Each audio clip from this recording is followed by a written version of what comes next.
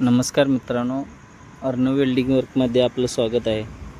आज तुम्हाला आपण जाळीची वड, चेनलिंग जाळीची वड कशी काढतात ती दाखवणार आहे। मित्रांनो, जी आपण पहिल्यांदा बघा की एकदम लूज जाळी आहे, तर वड काढते वेळी त्या साईडला आपली कटावणी आहे, सेंटरिंगला जी वापरतो ती अशा पद्धतीने घालून जर त्याला कटवलं आणि असे पॉईंट दिले तर परफेक्टरित्या आपली जाळीची वड निघते।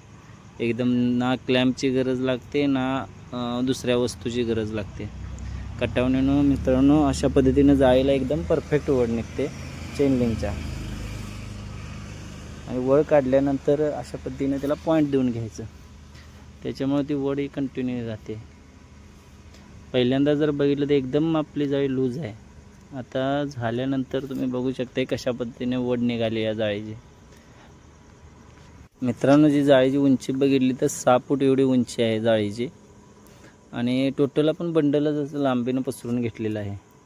त्यामुळे काय होते की जाळी वड काढण्यास आपल्याला बरं पडते।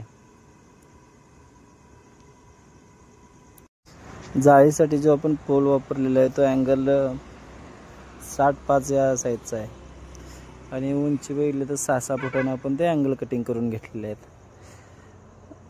आता पूर्ण झाल्यानंतर बघू शकता की कशा पद्धतीने आपल्या जाळीची वड निघालेली आहे। आता महत्त्वाचं म्हणजे अशा पद्धतीची जाळी वडायची असेल तर 4 ते 5 लोकांची गरज पडते, पण कटावणीनं जर आपण अशा पद्धतीने वड काढली तर इझी 2 माणसं आपल्या चांगल्या पद्धतीनं चेनलिंग जाळीची वड काढू शकतोय, आणि जास्त त्रास पण होत नाही वड काढताना।